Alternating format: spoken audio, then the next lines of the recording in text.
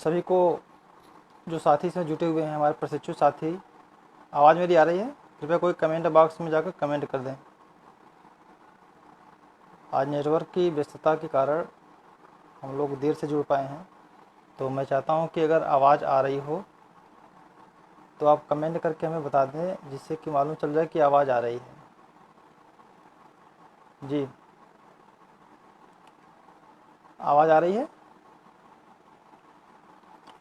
बिल्कुल। तो रवि रंजन जी, धन्यवाद आपका। जी, सोनम अनुरागी, सोनी शुक्ला जी, सभी लोगों, सभी प्रशिक्षुओं का मैं प्रवक्ता राम शरण सेठ, डाइट फिरोजाबाद। आज हम थोड़ा देर से जुड़ पाए हैं, सभी लोगों को धन्यवाद। तो आज हम चर्चा करने वाले हैं कि भाषा शिक्षण में नाटक की क्या उपयोगिता है। अगर हम भाषा शिक्षण की बात करें तो उसमें हम नाटक में क्या उपयोगिता, नाटक के माध्यम से हम भाषा शिक्षण कैसे कर सकते हैं। तो हम सब जानते ही हैं कि भाषा शिक्षण, अब जब भाषा की बात आएगी तो भाषा में 4 कौशल हमारे हैं: सुनना, बोलना, पढ़ना और लिखना। सुनना, बोलना, पढ़ना और लिखना। और भाषा कौशल में अब आप बीएलएड कर रहे हैं या हमारे जो भी, अब जो आज का, पहले तो मैं आपके रविरंजन जी को मैं धन्यवाद देता हूं कि जो उन्होंने मंच दिया। और मैं पूरे डीएलएड प्रशिक्षु जो भी हमारे सुन रहे हैं, पहले तो जो हमारे डाइट भदोही के हैं उनको भी धन्यवाद देता हूं, जो हमारे साथी जुटे हैं उनको भी धन्यवाद देता हूं। तो हम अपनी बात को आगे बढ़ाते हैं, और जिसका आपका जो भी प्रश्न रहेगा आप प्रश्न पूछ सकते हैं। तो आज जो हमारा टॉपिक है ये है कि भाषा में, भाषा के शिक्षण में नाटक की क्या उपयोगिता है। तो भाषा की शिक्षण में हम जानते हैं कि ये भाषा की बात होगी। अब जैसे ही भाषा की बात होगी उसमें सुनना, बोलना, पढ़ना और लिखना सभी आ जाएगा। सुनना, बोलना और पढ़ना और लिखना। हम जानते हैं कि प्रारंभिक कक्षाओं में जब भी बच्चे की बात आती है, प्रारंभिक कक्षाएं में बच्चे छोटे होते हैं। अब कक्षा 3 से लेकर कक्षा 3, 4, 5, 6, 7, 8, मैं 8 तक के बच्चों को बता रहा हूँ कि अगर 8 तक के बच्चों को भी हमें पहले कक्षा में बैठाना हो तब तो हम आगे भाषा की बात करेंगे। भाषा की बात क्या करें, आगे करेंगे। लेकिन अब यहाँ पर एक महत्वपूर्ण बात है कि भाषा के शिक्षण में नाटक की क्या उपयोगिता है। अब पहले हम देखते हैं नाटक क्या है। नाटक क्या है? नाटक प्राचीन काल से होता चला रहा है। भरत मुनि ने नाट्यशास्त्र में लिखा। प्राचीन काल से हम लोग प्रयोग कर रहे हैं नाटक का प्रयोग हम प्राचीन काल से कर रहे हैं। तो इस समय अब देखिए, यहाँ और भी ध्यान देने योग्य है कि जो बार बार अभी बात चल रही है ना, प्रेरणा पर, तीनों चीज़ें, ध्यानाकर्षण, आधारशिला, सब चीज़ चल रही हैं। और बार बार आ रहा है गवर्नमेंट की स्कीम है कि बच्चे को लर्निंग आउटकम आना चाहिए, लर्निंग आउटकम आना चाहिए। अब लर्निंग आउटकम आना तो चाहिए। अब उसके लिए सबसे अच्छी उपयुक्त विधा है जो मुझे लग रहा है, वो क्या है? हमारा नाटक है। नाटक के द्वारा हम बच्चे को सबसे पहले तो कक्षा में बैठा सकते हैं, वो शांत रूप से। अब जाहिर सी बात है, हम भाषा की बात कर रहे हैं तो हमारी भाषा क्या होनी चाहिए? नाटक के अनुकूल होनी चाहिए। नाटक अगर हमारा अगर श्रृंगार रस का है, वीर रस का है, या भयानक रस में हम नाटक को परिणित कर रहे हैं, तो यह बात हमें ध्यान में रखना होगा कि हमारे हाव भाव, हमारे कहने के तरीके, हमारा भाषा शैली, ये चीज़ें क्या होनी चाहिए? हमारी उस रस के अनुकूल होनी चाहिए। अब पता चला हम सुना रहे हैं भयानक रस की। अब मैं बात कर रहा हूँ, अब भाषा की बात कर रहा हूँ। तो भाषा की बात कर रहे हैं तो भाषा में 4 कौशल आ जाते हैं, ये आप सबको पहले से ही जानकारी है: सुनना, बोलना और पढ़ना, लिखना। तो अब ये नाटक है। अब नाटक में हम ज़्यादा बात ना करते हैं। नाटक आपको सबको मालूम है कि नाटक क्या है। और नाटक हम दृश्य होता है। ये तो अब हमारे पास तकनीक आ गई है, इसी तकनीक के द्वारा हम क्या कर रहे हैं, अब तकनीक के माध्यम से हम नाटक को दृश्य और श्रव्य दोनों बना दें। लेकिन भरत मुनि के समय में जो नाट्यशास्त्र लिखा गया, उस समय नाटक को दृश्य माना जाता था। दृश्य ही, चूँकि उसमें साउंड या आवाज़ नहीं आती थी, तो अभिनय के द्वारा वो हमें चीज़ों को बताते थे। इसके बाद हम नाटक की बात करें, जो हमारा सुनना, बोलना, पढ़ना, लिखना, वो कौशल विकास करें। अब पहली बात करते हैं नाटक भाषा के शिक्षण में नाटक की उपयोगिता क्या है। अब भाषा की बात है तो सुनना, बोलना, पढ़ना, लिखना। अब उसमें सुनने की कौशल को कैसे विकास करेंगे, सुनने की कौशल को कैसे विकास करेंगे। यहाँ पर हम यह बात आपको बता देना चाहते हैं कि जो हमारे डीएलएड प्रशिक्षु हैं और जो सेवारत, डीएलएड प्रशिक्षु क्या है, आप सेवा पूर्व हैं, और जो हमारे टीचर कहीं जुड़े हुए हैं सेवारत, उनको भी आज के इस टॉपिक को ज़रूर सुनना चाहिए। आप अगर ऑनलाइन होंगे तो कोई बात नहीं है, नहीं तो आप इसकी वीडियो भी आप बाद में भी आपके फेसबुक पर रविरंजन सर आपके पास पहुंचा ही देंगे, आपकी वीडियो पड़े रहेगी। तो हमें यह महत्वपूर्ण बात है कि भाषा के शिक्षा में नाटक की उपयोगिता बहुत ही महत्वपूर्ण है। और हम कह सकते हैं कि टीचर को कम मेहनत करना पड़ेगा और उसका आउटपुट ज़्यादा मिलेगा। अब भाषा की हम बात कर रहे हैं, पहले सुनना। अब सुनने की कौशल का विकास हमें करना होगा। सुनने की कौशल का विकास कैसे करेंगे? अब हम कक्षा में कोई नाटक बताइए आप कि एक जंगल था, जंगल में दो भालू रहते थे, एक वहाँ पर शेर रहता था, शेर में बहुत दुष्ट था शेर, वो भालुओं को परेशान करता था, या जो उनके छोटे जीव थे उनको परेशान करता था। तो देखिए, जब आप ये कहानी, ये आप ये नाटक बता रहे हैं, ये नाटकीय अंदाज में उनको बताइए कि एक जंगल था, दो भालू थे, अन्य जीव भी रहते थे, वहाँ पर एक बड़ा सा शेर था। तो आप जब ये सब चीज़ें नाटकीय अंदाज में बच्चों के सामने रख रहे हैं तो निश्चित तौर पर भाषा कौशल की पहली जो प्राथमिकता होती है कि सुनने की शक्ति का विकास बच्चे में हो रहा है। सुनने की शक्ति का विकास बच्चे में होना शुरू हो गया नाटक के माध्यम से। अगर हम साहित्य की कोई और विधा लेते हैं तो जो भाषा की कौशल हैं उनका विकास उतने अच्छे से नहीं हो पाएगा जितना कि नाटक के द्वारा हो सकता है। अब यहाँ पर एक बात हम और भी डाल लेते हैं कि नाटक के सुनने के बाद हम बोलना, अब बोलने की अभिव्यक्ति बहुत ज़रूरी होती है। हमारे प्राथमिक कक्षाओं में जो मैं सरकारी स्कूल के बच्चे हैं, सभी की बात मैं नहीं कर रहा हूँ, लेकिन कुछ उसमें बहुत कम बच्चे होते हैं जो कि वो अभिव्यक्ति भी कर पाते हैं। अभिव्यक्ति उनको आता सब कुछ है, लेकिन वो अभिव्यक्ति नहीं कर पाते हैं।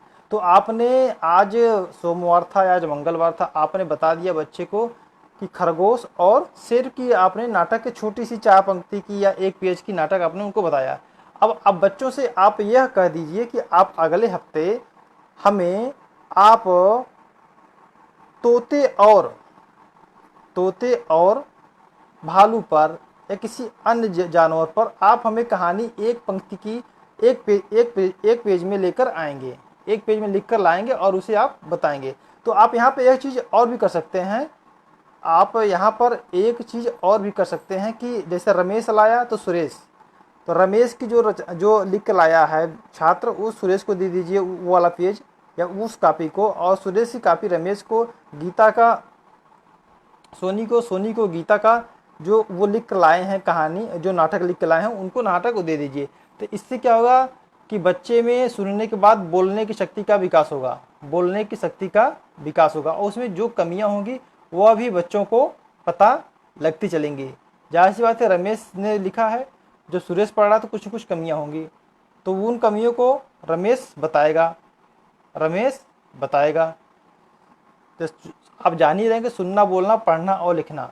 और गवर्नमेंट इसमें ध्यान भी दे रही है कि बच्चे को कक्षा 2 में 5 शब्दों ज्ञान, कक्षा 3 में 10 शब्दों का ज्ञान, फिर कक्षा 4-5 में 75% पैराग्राफ को पढ़कर उनके अर्थों को समझ पा रहे हैं कि नहीं पा रहे हैं। यह चीज़ें लर्निंग आउटकम के माध्यम से गवर्नमेंट का बहुत ही ज़बरदस्त तरीका है कि बच्चे को कम से कम इतनी चीज़ें न्यूनतम अधिगम स्तर आनी चाहिए। तो यहाँ पर यह चीज़ भी देख सकते हैं कि भाषा शिक्षण में नाटक की क्या उपयोगिता है। अब हम बात कर चुके हैं कि सुनने का शक्ति मैंने देख चुका, सुनने का कौशल कैसे विकास कर रहे हैं। उसके बाद बोलने का, अब बोलने में जब बच्चा लिख कर लाया, आपने बताया कि आप किन्हीं 2 जानवरों के ऊपर आप एक छोटा सा 1 पेज का नाटक लिख कर लाएंगे, तो बच्चा ज़रूर लाएगा। सभी बच्चे न लाएं कोई बात नहीं है, आपकी कक्षा में 20 बच्चे हैं, 20 बच्चे में से 15 बच्चे लाएंगे, तो जाहिर सी बात है उन 15 बच्चों में अभिव्यक्ति की क्षमता होगी, जिसे आप कह सकते हैं बोलना। अब आपको ये भी मालूम होगा कि जब हम लिख रहे होते हैं वो भी हमारी क्या होती है, अभिव्यक्ति हमारी क्या आपको ज्ञात है। आपको ज्ञात भी होना चाहिए कि हमारी जो अभिव्यक्ति है लिखित और मौखिक होती है। तो अब मैं बात कर रहा हूँ भाषा कौशल में नाटक के भाषा के शिक्षण में नाटक की क्या उपयोगिता है। तो यहाँ पर नाटक द्वारा हम बच्चे को यह कर सकते हैं कि आप किन्हीं दो जानवरों पर आप लिख कर लाएंगे क्या नाटक। अब यहाँ पर यह चीज़ बहुत महत्वपूर्ण होता है कि अब नाटक में आप यह भी कर सकते हैं कि शेर जो कैसे आवाज़ करता है ये भी बच्चों के सामने आप कर सकते हैं। अगर आपके पास नहीं है तो आपके पास मोबाइल भी है, मोबाइल के माध्यम से भी आप बच्चे को छोटी सी एक नाटक दिखा सकते हैं उस क्लास में। देखिए हमें सबसे पहले ज़रूरी होता है कि हमारे पास क्या ज्ञान है या ज्ञान नहीं है, इसका कोई तात्पर्य नहीं है, इसका कोई मतलब नहीं है, जब तक कि आपको भली भांति यह भी ज्ञात होना चाहिए कि हमारा सारा ज्ञान, सारी शिक्षण विधि, सारी टेक्निक वहाँ धराशायी हो जाती है जब कक्षा हमारा शांत नहीं हो पाता है।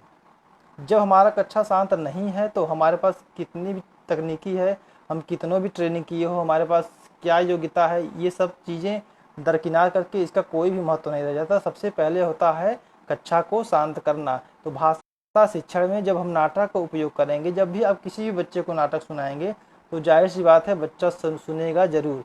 अब यहाँ पर यह है कि हमें यह चीज़ ध्यान देना होगा कि जो नाटक का स्तर हो बच्चे के अनुकूल हो। अब यहाँ पर हम देख सकते हैं कि अब मैं थोड़ी सी बात कर लेता हूँ कि नाटक के जो शिक्षा है, नाटक के शिक्षण से लाभ क्या क्या होगी बच्चे में। तो यहाँ के सबसे पहले कि आत्मविश्वास बढ़ेगा, आत्मविश्वास बढ़ेगा ताकि आपने उसमें नाटक सुनाया, एक पंक्ति एक पेज का बच्चे लिख कर लाएं, तो इससे क्या होगा, बच्चे में आत्मशक्ति का विकास हुआ, आत्मविश्वास हुआ, कल्पनाशीलता का विकास हुआ। तभी तो आपने कहा ना कि आप जाएंगे तो सोमवार को मंगलवार को अगले हफ्ते आप किन्हीं दो जानवरों पर लिखकर एक पेज लाएंगे, ज़्यादा नहीं। अब हाँ एक चीज़ और आप ही यहाँ यह भी ध्यान दीजिए कि जो हमारा अधिगम की प्रक्रिया है भाषा शिक्षण में, आप यहाँ पर उसको फीडबैक भी देते चलें। अगर 10 बच्चे आपके यहाँ बच्चे 20 आए हैं, 20 में से आपको 15 बच्चे अगर लिख कर लाए हैं तो उन 15 बच्चों को फीडबैक जरूर दीजिए, ताकि क्या होगा उनमें आत्मविश्वास बढ़ेगा, उनमें सकारात्मक कि सर ने बहुत अच्छा क्या कहा कि हमने बना कर लाया, कल्पनाशीलता का विकास होगा। मैं बात कर रहा था कि नाटक के शिक्षण में कल्पनाशीलता का विकास होगा। उसके बाद हम देखते हैं सहानुभूति भी आएगी। जाहिर सी बात है कि जब आपने बताया कि भालू और शेर की जो कहानी, जो नाटक मैंने बताया, तो उसमें जाहिर सी बात है कि शेर तो क्या होता है, शेर को हिंसक माना जाता है और भालू हिंसक नहीं होता है। उसके बाद जी ब्रजेश कुमार गाजीपुर, बिल्कुल। उसके बाद सहानुभूति आएगी, सहानुभूति पैदा होगी बच्चे में नाटक के द्वारा। सहयोग की भावना भी आएगी बच्चे में, सहयोग की भावना आएगी। आपने ऐसी किसी जंगल की कहानी को आपने लिया है, आप उसमें भी जान सकते हैं। अगर छोटे छोटे जीव, आपको एक नाटक और भी मालूम होगा कि जंगल होता है, उसमें राजा के रूप में शेर होता है और शेर बहुत क्या करता है, छोटे छोटे जीवों को परेशान करता है। तो सभी जीव मिलकर उस राजा की क्या करते हैं, वाट लगा देते हैं। तो यहाँ पर क्या होगा, उनमें सहयोग की भावना भी बढ़ेगी। अब नाटक शिक्षण से अगला लाभ क्या होगा, एकाग्रता बढ़ेगी। एकाग्रता बढ़ेगी कैसे, एकाग्रता बढ़ने मैंने बताया जैसे ही कक्षा आपका शांत होगा, जैसे ही कक्षा आपका शांत होगा तैसे ही बच्चों में एकाग्रता बढ़ती जाएगी। अब यहाँ पर एकाग्रता से यह मतलब आप मत लीजिए कि भाषा शिक्षण में एकाग्रता जरूरी है।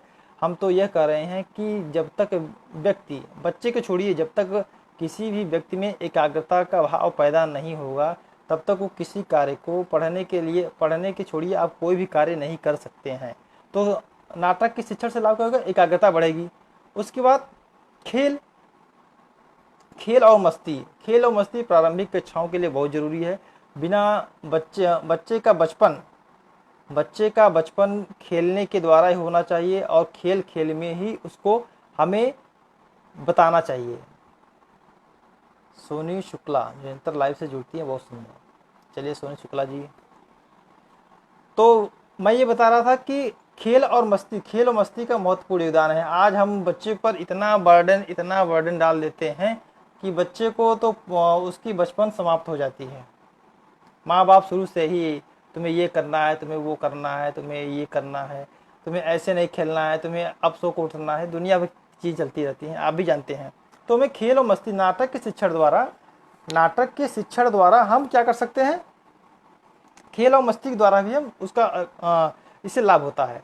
उसके बाद आरामदायक, अब नाटक आरामदायक है।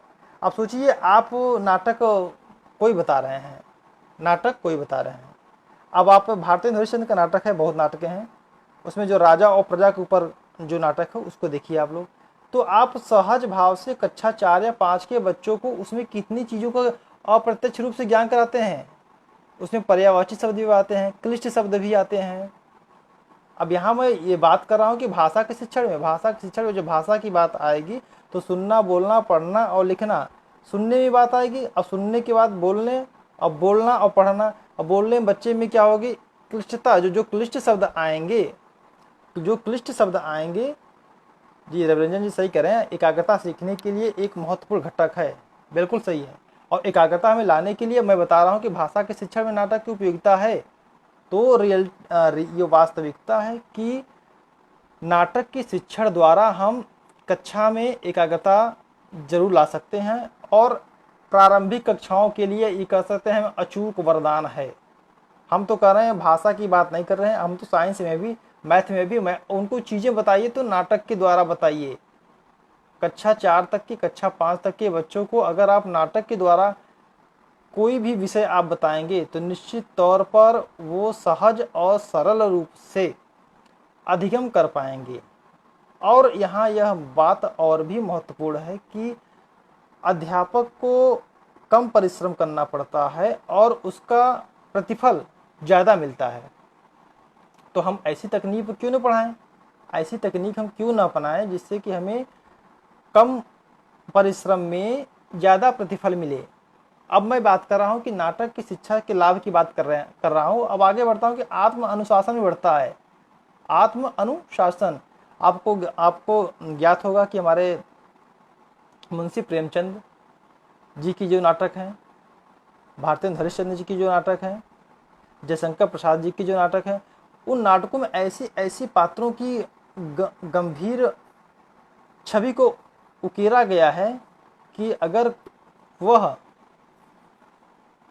व्यक्ति, वह बच्चा अगर उस नाटक को पढ़ ले तो निश्चित तौर पर उसके जीवन में जो व्यवहारिक जो उसके व्यवहार में जो परिवर्तन आएगा वो निश्चित तौर पर अद्वितीय होगा। अब यहाँ पर यह भी बात नहीं हो कि ना हम जब बच्चे को पढ़ाते हैं तो उसकी नौकरी से ही अंदाज़ा नहीं लगाते हैं। भाषा की बात करते हैं और जो भाषा की बात होगी तो उसमें नाटक की उपयोगिता की बात कर रहे हैं। तो मैं बात कर रहा था कि नाट्य शिक्षा का लाभ क्या है, आत्म अनुशासन बढ़ता है, सामाजिक जागरूकता बढ़ती है। ऐसे बहुत से नाटक हैं। अब जैसे कोरोना काल चल रहा है तो कोरोना काल के ऊपर भी कितनी भी नाटकें हम स्वयं भी लिख सकते हैं और बच्चों से भी लिखवा सकते हैं। तो क्या होगा, उसमें सामाजिक जागरूकता ये भी उनसे ऑटोमेटिक, सामाजिक जागरूकता ऑटोमेटिक उनके अंदर आ जाएगा। अब हम जो हमारा साहित्य होता है, जो हमारी भाषा होती है, आपको यह भी ज्ञात होगा कि भाषा बोलता हुआ आपके आचरण को बता देता है। आप जैसे ही बोले आपके आचरण को सामने वाला व्यक्ति जान जाता है, आपके अंदर कितने संस्कार हैं। तो यहाँ हमें यह भी बात महत्वपूर्ण होगी है कि हमें बच्चे को यह नहीं सोचना चाहिए कि हम उसको बस अंकों के फेर में न फंसाएं कि नहीं तुम्हें फर्स्ट डिवीज़न थर्ड डिवीज़न आना है, first division third division fourth division. बच्चा जब भी हम हमारी भाषा अगर सही होगी तो अब वही तो है कि शब्द हमारे वही रहते हैं, कहने के तरीके बदल जाते हैं। शब्द हमारे वही रहते हैं, कहने के तरीके बदल जाते हैं, बस शब्दों का फेर होता है। हम बड़े से बड़ा काम बड़े से बड़े अधिकारी से करवा लेते हैं, बस शब्दों का प्रयोग होता है, सब शब्दों का खेल है, शब्दों के प्रयोग द्वारा ही।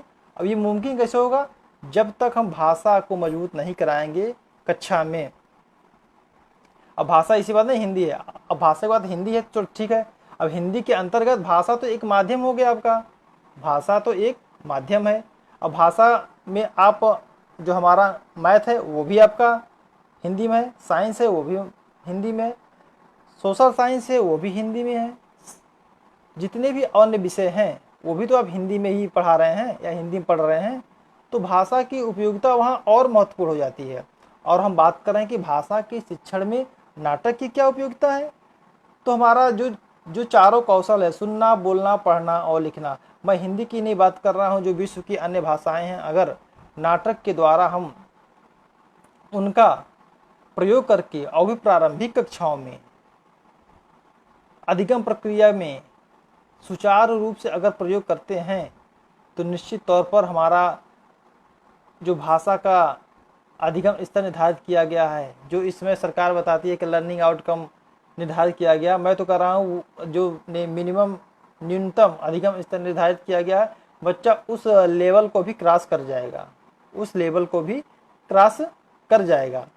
अब यहाँ पर एक बात और है कि नाटक की गतिविधियों में ध्यान देने की बातें कौन कौन सी होती है। अगर नाटक आपने मंचन करा रहे हैं, मैं पहले ही बोल चुका हूँ कि अगर नाटक में हमें नाटक में हर चीज़ आप नाटक में टीचर की भूमिका क्या हो जाएगी, एक डायरेक्टर की होती है। एक डायरेक्टर जैसे फिल्म का जो निर्देशक होता है, वो हर पात्र को कहाँ रखना है, कब बोलना है, इन चीज़ों का डायरेक्टर पूरा ध्यान देता है। जो निर्देशक होता है फिल्म का, वो भी पूरी ध्यान देता है। Soni Shukla ji online class training किया जाता है, आपकी प्रशंसा वक्ताकार के द्वारा प्रदर्शित। चलिए सोनी शुक्ला धन्यवाद। सुनील जी, तो मैं बात कर रहा था कि जो नाटक की एक्टिविटी होती है, नाटक की एक्टिविटी मैंने पहले बताया कि नाटक में आपको जो टीचर होगा उसकी भूमिका एक फिल्म के निर्देशक के समान होगी, डायरेक्टर के समान होगी। सबसे पहले क्या होगा, उसको उत्साहवर्धन, मैंने पहले बताया कि अगर जो बच्चा क्लास में अच्छा लिख कर लाया है, अच्छा बता रहा है, तो उसको फीडबैक जरूर दीजिए। उसके बाद उम्र का ध्यान देना पड़ेगा। ऐसा ना हो कि शब्दों का बहुत ज़्यादा आपने प्रयोग कर दिया है। कक्षा 3 के बच्चे के लिए आप नाटक बना रहे हैं, सुना रहे हैं, तो आप पता चला कि मुंशी प्रेमचंद के नाटक को उठा लाएं, तो क्या होगा, स्तर ऊंचा हो जाएगा। इसका भी हमें ध्यान रखना पड़ेगा। समय अवधि का ध्यान रखना पड़ेगा। नाटक को बहुत लंबा नहीं होना चाहिए, नाटक को बहुत लंबा नहीं। अगर नाटक लंबा हो गया आपका, तब पर भी क्या हो जाएगा, वो बोझिल हो जाएगा और बच्चों के अधिगम स्तर को प्रभावित करेगा। और जो हमारा भाषा शिक्षण में नाटक की उपयोगिता है, वो कहीं न कहीं उसको बाधित करेगा। उसके बाद क्या होगा, संज्ञानात्मक विकास होगा। उसके बाद सक्रिय भागीदारी, इंटरेक्शन, सहभागिता जरूरी है बच्चे की। नाटक में सहभागिता जरूरी है और नाटक के द्वारा बच्चे में सहभागिता हम ज़्यादा करा सकते हैं। तो भाषा शिक्षण की हम बात जब कर रहे हैं तो नाटक के माध्यम से हम जरूर कर सकते हैं। उसके बाद रुचि पैदा होती है बच्चे में, जाहिर सी बात है। आत्मीयता पाती है और बहुभाषिकता का भी ज्ञान होता है। बहुभाषिकता का भी, उसको अनेक भाषाओं का भी ज्ञान हम करा सकते हैं। उसके बाद हमको फीडबैक जरूर देंगे। फीडबैक बहुत महत्वपूर्ण होता है। आप सोचिए, अगर फिल्म में जो अच्छा अभिनेता होता है उसको फीडबैक अगर न मिले तो उसकी क्या स्थिति होगी। अगर फिल्म में जितने भी कलाकार होते हैं, अगर उनको फीडबैक न मिले डायरेक्टर द्वारा उस समय करंट में, और उसके बाद जब फिल्म को हम लोग देखते हैं तब पर भी उनको फीडबैक मिलता है, उनकी पब्लिसिटी बढ़ती है, तो यह उनके लिए फीडबैक होता है।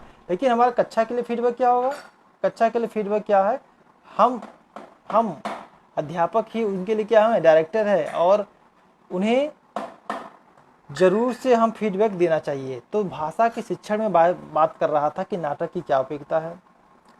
तो सबसे पहले हमने देखा कि सुनने की शक्ति का विकास होगा। सुनना, और एक महत्वपूर्ण यह भी बात है कि आप सबको ज्ञात होना चाहिए कि अच्छा वक्ता वही होगा, या अच्छा वक्ता वही हो सकता है जो अच्छा श्रोता होगा।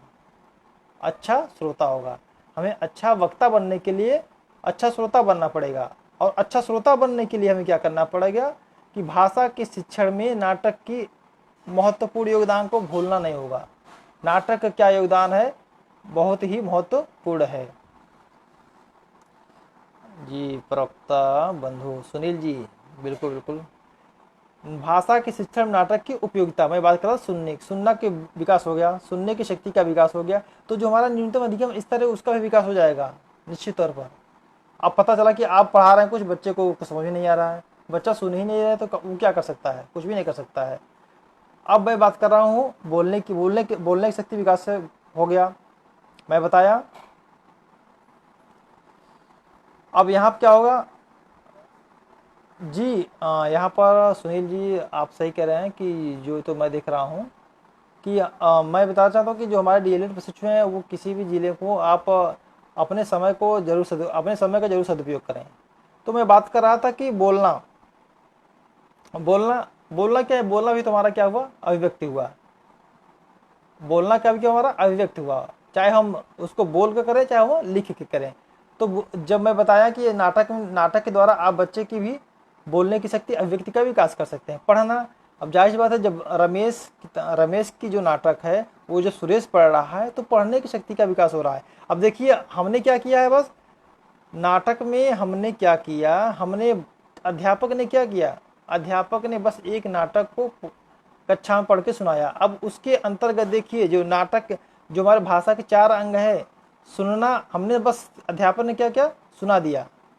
उसके बाद क्या, बोलना, पढ़ना और लिखना, ये तीनों जो कौशल है अनायास ही इनका विकास हो गया।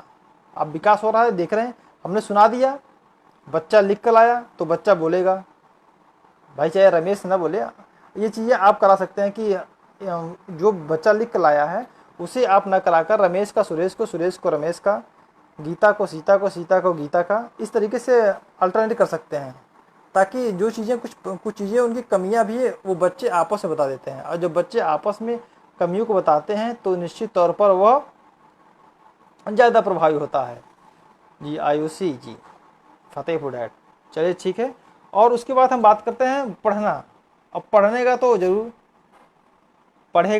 जरूर फीडबैक के द्वारा व्यवहार में परिवर्तन लाया जा सकता है। सकारात्मक फीड के द्वारा छात्रों को तीव्र गति से सीखते। बिल्कुल रवि रंजन जी, आपकी बात एकदम सहमत है कि हम फीडबैक जरूर देना चाहिए। फीडबैक से जी, इस समय हमारे परम मित्र घनश्याम द्विवेदी जी कानपुर से जुटे हुए हैं इस समय, उनका भी स्वागत है। तो मैं बात कर रहा हूँ कि भाषा, अब भाषा में हम नाटक की क्या उपयोगिता है। हमारे जो भी यहाँ पर प्रशिक्षु देख रहे होंगे, सुन रहे हैं, वो यह कोशिश करें कि नाटक के माध्यम से आप अन्य विषयों को भी पढ़ाएं, नाटक के माध्यम से ही अन्य विषयों को पढ़ाएं। इससे क्या लाभ होगा, मैं बार बार कह रहा हूँ कि हमारे पास क्या योग्यता है। जी विनय मिश्रा जी फतेहपुर से जुट गए हैं, वो भी परम मित्र हैं, थैंक यू विनय जी। क्या कर रहे हैं कि भाषा की शिक्षा में जो नाटक की उपयोगिता, हमारे पास क्या ज्ञान है, हम कितनी तकनीक सीखे हैं, इससे कुछ भी मतलब नहीं होता है। ये सब चीज़ें हमारी शून्य हो जाएंगी, ये सब चीज़ें हमारी शून्य हो जाएंगी अगर वास्तव में हमारा कक्षा शांत नहीं है। तो हमारे पास क्या ज्ञान है, हम पीएचडी किए हुए हैं, हम कहाँ से पढ़े हुए हैं, इसका कोई भी मतलब नहीं है। जब आप ही सोचिए, अगर हमारे पास इस समय जो मैं देख रहा हूँ 14 लोग लाइव जुटे हुए हैं, अगर वो 14 लोग न सुने, 14 लोग अगर न सुनते तो जो चीज़ें मैं कर रहा हूँ वो उनके पास पहुँच जाती, उनके पास कदापि नहीं पहुँचेंगी। तो इसलिए मैं बार बार अपने प्रशिक्षुओं को भी कर रहा हूँ, आप किसी भी पद पर पहुँचें, आप कहीं पहुँच जाएं, लेकिन जो भी भाषा के 4 अंग हैं, सुनना, बोलना, पढ़ना और लिखना, अप्रत्यक्ष रूप से जीवन पर्यंत हमारे साथ चलती रहती हैं। और प्रारंभिक कक्षाओं की बात कर रहे हैं कि इसमें नाटक की क्या उपयोगिता है, तो नाटक की उपयोगिता महत्वपूर्ण है। अब देखिए मैं बता रहा हूँ, आप जैसे ही खाली क्या कहानी सुनाए हैं, आप कहानी बस आपने सुनाया है बच्चे को, सोचिए कि ऐसी भी तकनीक है कि सोचिए कि आप भाषा के जो शिक्षण के 4 कौशल है, उसमें से टीचर ने क्या किया, मात्र बस क्या किया, भाषा के शिक्षण कौशल में टीचर ने क्या किया, बस सुना दिया है, उसको सुना दिया है बस। और उसके बाद ऑटोमेटिक देखिए, ऑटोमेटिक आपका जो भाषा के जो बोलना पढ़ना और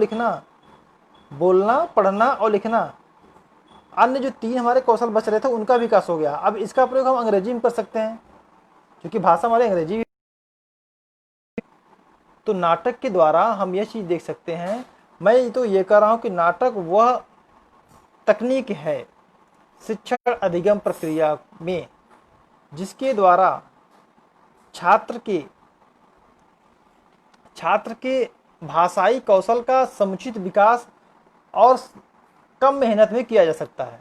इसके लिए आपको ज़्यादा मेहनत करने की आवश्यकता नहीं है। और नाटक की ही मैं तो ये कह रहा हूँ कि आप ये कभी नहीं समझें कि ये हिंदी के लिए है, पर्टिकुलर हिंदी के लिए ही नहीं है। हम इनका प्रयोग आप अन्य कक्षाओं में कर सकते हैं, 9th 10th 11 12, आप सोचिए कि जैसे ही आप कहते हैं कि आज मैं अपनी कहानी बताऊंगा, आप कक्षा 12 के भी छात्र को बताइए कि मैं आज अपनी अपनी कक्षा 10 की मैंने 10 में कैसे पढ़ा मैं ये बताऊंगा। सोचिए कितने बच्चे उसमें से, अगर आपके यहाँ 40 बच्चे हैं, 40 बच्चे में से आपके 30 बच्चे ऐसे होंगे कि जो कि अब नहीं सर आज कक्षा 10 की में सर के साथ क्या हुआ था वो सुनाएंगे। तो कहें कि आप उसको नाटकीय अंदाज में जब आप प्रस्तुत करेंगे तो बच्चे पहले तो आपकी कक्षा में बैठेंगे। यहाँ पर बहुत महत्वपूर्ण बात हो जाती है कि सबसे पहले कक्षा आपका शांत हो। आप सबको भली बात, जितने भी जो हमारे साथी जुटे हुए हैं, बहुत साथी देख रहे हैं, हमारे डायरेक्ट प्रवक्ता जुटे हुए हैं, हमारे परम मित्र भी जुटे हुए हैं, वो भी फतेहपुर से हैं। वो तो आप कक्षा 9 10 11 तक भी इसका प्रयोग कर सकते हैं। सोचिए जैसे ही आप बताते हैं कि आज मैं कक्षा 10 में मेरे साथ क्या घटनाएं घटी मैं इसको बताऊंगा, तो वहीं से आपका भाषा का कौशल शुरू हो जाता है। आप क्या करें, आप बस सुना दिए हैं। तो सोचिए पहले तो बच्चा, आप जो आपके यहाँ 40 बच्चे थे कक्षा 10 में, उसमें से आपके यहाँ से 30 बच्चे पहले बैठे तो आपके कक्षा में। अब बैठेंगे तो निश्चित तौर पर जब आप सुनाएंगे तो आपकी बात को सुनेंगे। अब मैं ये फिर दोबारा बता दूं, आप सभी अवगत होंगे और जो हमारे प्रशिक्षु न अवगत हो वो भी ये जान लें कि हमें कभी भी, मैं तो आप पढ़ रहे हैं इसकी बात तो अलग है, कभी भी बिना पूरी बात सुने रिएक्शन नहीं करना चाहिए। जब तक हम पूरी बात ना सुन लें, हम व्यवहारिक ज़िंदगी की भी बात कर रहे हैं कि जब तक हम पूरी बात को न सुन ले तब तक हमें किसी का प्रति उत्तर नहीं देना चाहिए। अगला व्यक्ति क्या कह रहा है, वो किस उद्देश्य से कर रहा है, ये चीज़ें हमें भली भांति ज्ञात हो जाए तभी हमें बोलना चाहिए। और इसका विकास कहाँ से होगा, इसका विकास यहीं से होगा भाषा कौशल में। जो भाषा कौशल का पहला अंग है सुनना, भाषा कौशल का जो पहला अंग है सुनना। तो सबसे पहले ये होता है कि हम बच्चे को कक्षा में रोके तो सही। दूसरी बात है कि जो बच्चे कक्षा में रुक रहे हैं वो शांति से बैठे तो सही। जब बच्चे शांति से बैठेंगे तब आप जो बोलेंगे वो सुनेंगे, और जब आप जो सुनेंगे, आप जो बोलेंगे जब वो सुनेंगे, तो जब आप शुद्ध, अब यहाँ पर देखिए कितनी भी चीज़ें हैं और भी जो चीज़ें जिनका विकास नहीं होना चाहिए वो भी विकास होते जा रहा है। जब आप शुद्ध बोलेंगे तो बच्चे शुद्ध सुनेंगे, जब बच्चे शुद्ध सुनेंगे तो वो शुद्ध लिखेंगे। सोचिए आप जब भाषा शिक्षण में नाटक का उपयोग कर रहे हैं या भाषा शिक्षण में नाटक की उपयोगिता पर प्रकाश डाल रहे हैं, तो आप जैसे ही भाषा शिक्षण में नाटक उनको सुना रहे हैं तो जो सुनने की शक्ति होती है, जो सुनने के कौशल का विकास हो रहा है, उसका तो विकास हो ही रहा है। आप जैसे ही बोले, जी जी युवा कवि ब्रजेश जी गाजीपुर से जुड़ गए हैं, बिल्कुल बिल्कुल, अच्छा ये कवि भी हैं, बिल्कुल इनका भी स्वागत है ब्रजेश जी का। अच्छा 4th सेमेस्टर के छात्र हैं। तो मैं ये कह रहा था कि जब आप ये जान लीजिए कि जो हमारे प्रशिक्षु जुटे हुए हैं और जो हमारे साथी जुटे हुए हैं कि आप अपना कमेंट कर सकते हैं, कमेंट बॉक्स में आप जाकर लिख सकते हैं कि वाकई में ये चीज़ें सत्य है, एकदम 100% सत्य है कि अगर हमें कक्षा में बच्चों को रोकना है तो हम नाटक के द्वारा रोक सकते हैं। नाटक आपको करना नहीं है, नाटक हमें अभिव्यक्ति से बोलना है, नाटक उनको सुनाना है। आप बता दीजिए कि आज मैं कहानी बताऊंगा, आज मैं हमारे साथ क्या घटना घटी कक्षा 12 में, इसके विषय में मैं बताऊंगा। तो इसके विषय में जब आप बताएंगे तो सोचिए वो कक्षा, हमें तो लग रहा है कक्षा 12 तक का भी, हमें तो मैं बात कर रहा हूँ स्नातक प्रथम वर्ष का भी वो बच्चा होगा, जब उसके सर बताएंगे कि मैं आज कक्षा 12 में जो घटनाएं घटी हैं उसको मैं बताने वाला हूँ, तो उसमें से 40 बच्चे में से 30 बच्चे तो रुक जाते हैं। और 30 बच्चे रुक कर क्या करते हैं, वो आपकी चीज़ों को बहुत ध्यान से सुनते हैं, आपकी चीज़ों को बहुत ही ध्यान से सुनते हैं। तो यहाँ पर यह बात और भी महत्वपूर्ण हो जाता है कि आज का जो टॉपिक है वो है कि भाषा के शिक्षा में नाटक की उपयोगिता क्या है। और जब भाषा की बात होगी, जब भाषा की बात होगी, जब भी हमारी भाषा की बात होगी तो हमें यह ध्यान देना पड़ेगा कि हम यह कोशिश करेंगे पहले हम खुद ही उसको नाटक के माध्यम से सुनाएं। नाटक के माध्यम और नाटक का सुनाने में, नाटक के सुनाने में हमें क्या क्या ध्यान देना पड़ेगा। सबसे पहले तो हमें ध्यान देना पड़ेगा कि जो नाटक का स्तर है वो किस क्लास के लिए, ये ध्यान देना पड़ेगा। नहीं तो ये नाटक वाली चीज़ हमारे बच्चों के सर के ऊपर चली जाएगी। तो हमें नाटक में यह चीज़ ध्यान देना पड़ेगा कि उनके स्तर के बराबर हो। सबसे पहले ये बात ध्यान देना पड़ेगा। उसके बाद हमें उसको टाइम ध्यान देना पड़ेगा। अब ऐसा ना हो कि बहुत नाटक आपका लंबा हो गया है, तो नाटक आपकी कहते कहते आपका 40 मिनट की जो कालांश थी, 30 मिनट की कालांश थी, वो बीत गई और आपकी नाटक पूरी नहीं हुई। तो दूसरा से समय का ध्यान देना पड़ेगा। और उसके बाद क्या देना पड़ा, उसके बाद फीडबैक। फीडबैक उसमें रुचि भी होनी चाहिए। इससे क्या होगा, इससे बच्चे क्या होगा, बच्चों में भाषाई कौशल का विकास होगा। अब इसका प्रयोग आप अंग्रेजी में कर सकते हैं। मैं भाषा की बात कर रहा हूँ, भाषा की ऐसी बात नहीं होती कि भाषा हम हिंदी की बात कर रहे हैं, लेकिन चूंकि अब हिंदी की मैं टीचर, मैं हिंदी का मैं प्रवक्ता हूँ, तो मैं हिंदी की बात कर रहा हूँ, लेकिन भाषा में आप अन्य जगह भी इसका प्रयोग कर सकते हैं। आप संस्कृत में भी प्रयोग कर सकते हैं। संस्कृत को बहुत कठिन माना जाता है, संस्कृत को बहुत कठिन माना जाता है। एकः कागः अस्ति, आप छोटा छोटा वाक्य लिखे, एकः कागः अस्ति, एक कौवा था, एकः श्रृगालः अस्ति, एक सियार था। तो आप सोचिए कितना अच्छा लग रहा है, एक एक पंक्ति आप बोल रहे हैं, एकः कागः अस्ति, एकः श्रृगालः अस्ति। तो आप इन चीज़ों को जब बोल रहे हैं तो बच्चे सुन रहे हैं, बहुत अच्छा सुन रहे हैं। तो आप छोटे छोटे वाक्यों को, संस्कृत को भी आप कक्षा में बता सकते हैं। वो भी क्या हमारा भाषा है, वो भी हमारी भाषा है। आप हिंदी में बोल सकते हैं कि एक बड़ा गांव था, गांव के बाहर एक बड़ा सा बरगद का पेड़ था। उस बरगद के पेड़ पर बहुत ही भयानक जीव रहते थे। रात में जो जाता था वो डर जाता था। तो आप जब इन चीज़ों को जब बता रहे हैं, तो जब इन चीज़ों को नाटकीय अंदाज में जब पेश कर रहे हैं, अब नाटक में बता दे रहा हूँ, नाटक में हमारे जो भी साथी जुटे हुए हैं, अगर ज्ञात होगा तो नाटक में देश काल परिस्थिति का भी ध्यान रखना पड़ता है। उद्देश्य क्या है, कथोपकथन क्या है, वातावरण क्या है, इन चीज़ों का भी हमें ध्यान रखना पड़ता है। तो नाटक में जो सुनाते वक्त इन चीज़ों का हमें ध्यान रखना पड़ता है। अब मैं नाटक की उपयोगिता में इसलिए यहाँ पर बहुत बल दे रहा हूँ। नाटक की उपयोगिता से यह बात आप भली भांति जान सकते हैं कि आपका कक्षा शांत हो जाएगा। आप यह जान लीजिए कि आपके पास क्या ज्ञान है, आपके पास कितनी तकनीकी है, आपने कितनी ट्रेनिंग की है, आप कितने विद्वान हैं। ये सब चीज़ें एक सिरे पर आपकी खारिज हो जाएंगी अगर आपका कक्षा शांत नहीं होगा और बच्चे आपके नहीं बैठे रहेंगे। तो आपके निश्चित तौर पर आपकी कक्षा कोई मतलब नहीं रहेगा। और उस कक्षे को रोकने के लिए सबसे अच्छा तरीका है नाटक। नाटक के माध्यम से आप भाषा की भी आप शिक्षा दे सकते हैं, भाषा की ज्ञान करा सकते हैं। और नाटक में क्या होता है, नाटक में आप भाषा की बात करें तो मैं भाषा के लिए सबसे अच्छा होता है कि आप बस नाटक सुना दीजिए और बाकी भाषा के जो चार कौशल हैं, सुनना, बोलना, पढ़ना, लिखना, उसमें से जो आप जैसे सुनाएं उसके बाद बोलने वाले कौशल की, और उसके बाद पढ़ने वाले कौशल की, और उसके बाद लिखने वाले कौशल की अपने आप विकास हो जाता है। इसमें आपको अलग से कुछ नहीं करना पड़ता है। आप सोच के देखिए कि क्या जब आप नाटक सुना रहे हैं तो आपके द्वारा बस एक ही कौशल का विकास हो रहा है कि आपने क्या किया, बस सुनाया भी है। लेकिन जब आपने सुना दिया तो क्या किया आपने, भले बस आपको क्या करना है कि आप भी इस तरीके से एक पेज में लिख कर नाटक लाएंगे। आपके आसपास जो जानवर हैं, आप बच्चे को आप जानवर का नाम नहीं बता पा रहे हैं, आपके आसपास भी जो जानवर हैं, बैल, बकरी, घोड़े जो भी हैं, उनके ऊपर आप लिख कर लाएंगे नाटक। अब नाटक क्या वो उनको बता ही चुके हैं। तो यहाँ पर बच्चे के बोलने की शक्ति का विकास हो जाएगा। और जब जो लिख कर लाएगा वो तो पढ़ेगा भी। अब ये भी आपको ज्ञात होगा कि जब हम लिखते हैं तो हम पढ़ रहे होते हैं तो हम पढ़ भी रहे होते हैं, जब हम लिख रहे होते हैं तो हम पढ़ भी रहे होते हैं। अब यहाँ पर यह बात और भी महत्वपूर्ण हो जाती है, विशेष प्रकार से जो हमारे डीएलएड प्रशिक्षु जुटे हुए हैं, और कि इन चीज़ों को 9, 10, 11 तक भी प्रयोग करना चाहिए। ये मेरा व्यक्तिगत मत है।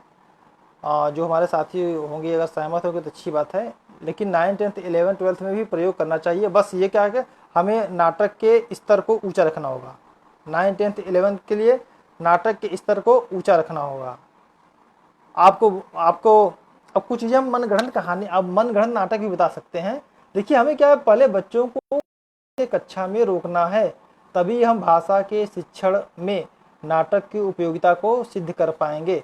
और जब नाटक के द्वारा हम भाषा का शिक्षण विकास करेंगे तो भाषा के शिक्षण, जो भाषा के कौशल है उनका तो विकास होता ही, उसके अंतर्गत उसके बाद उनके आत्मविश्वास की भी वृद्धि होती है, कल्पनाशीलता का भी विकास होता है, सहानुभूति का भी विकास होता है, सहयोग की भावना का भी विकास होता है, एकाग्रता बढ़ती है और उनका खेल और मस्ती की भी प्रक्रियाएं साथ साथ चलती रहती हैं और वो काफ़ी सहज और सरल रूप से भी उन चीज़ों को वो ग्रहण करते हैं।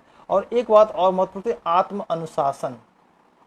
आत्म अनुशासन बहुत ज़रूरी होता है, चाहे वो कक्षा की बात करें, चाहे वो हमारे घर परिवार की बात करें, चाहे मैं स्वयं अपनी ही बात करूं, अगर आत्म अनुशासन नहीं है, आत्म अनुशासन किसी के द्वारा कहा नहीं जाता है।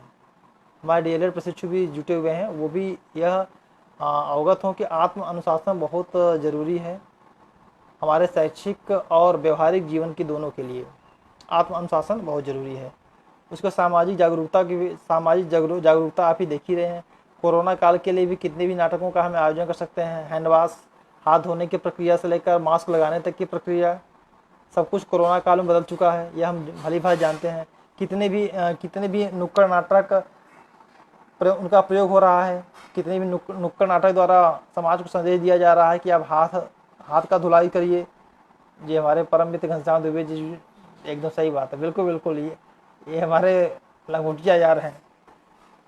तो इसके बाद हम क्या बात कर रहे हैं कि नाटक की उपयोगिता द्वारा हम यह भली भांति जान सकते हैं कि जो भाषा शिक्षण के हैं 4 कौशल हैं, सुनना, बोलना, पढ़ना और लिखना, उनका विकास कर सकते हैं। उसके बाद हम हमारे जो भाषा में जो व्याकरण का प्रयोग होता है उसका भी हम विकास कर सकते हैं। अब व्याकरण में क्या कर सकते हैं उसका प्रयोग, जो व्याकरण में चीज़ें आती हैं उनका भी हम उपयोग कर सकते हैं, जैसे रस, छंद, अलंकार इत्यादि चीज़ों का हम प्रयोग कर सकते हैं। तो आज के लिए इतना ही, फिर अगर अभिरंजन जी चाहेंगे तो फिर भी मुलाकात होगी हमारी आप सबकी। धन्यवाद जी। अगर किसी को कुछ प्रश्न हो तो आप पूछ सकते हैं कमेंट बॉक्स। जी रविरंजन जी, 1 मिनट समय दे रहे हैं, 1 मिनट समय है, आप कोई प्रश्न हो आपका तो पूछ सकते हैं।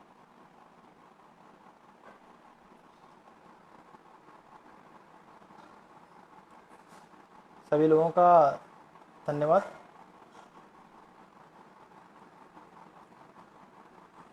Thank you.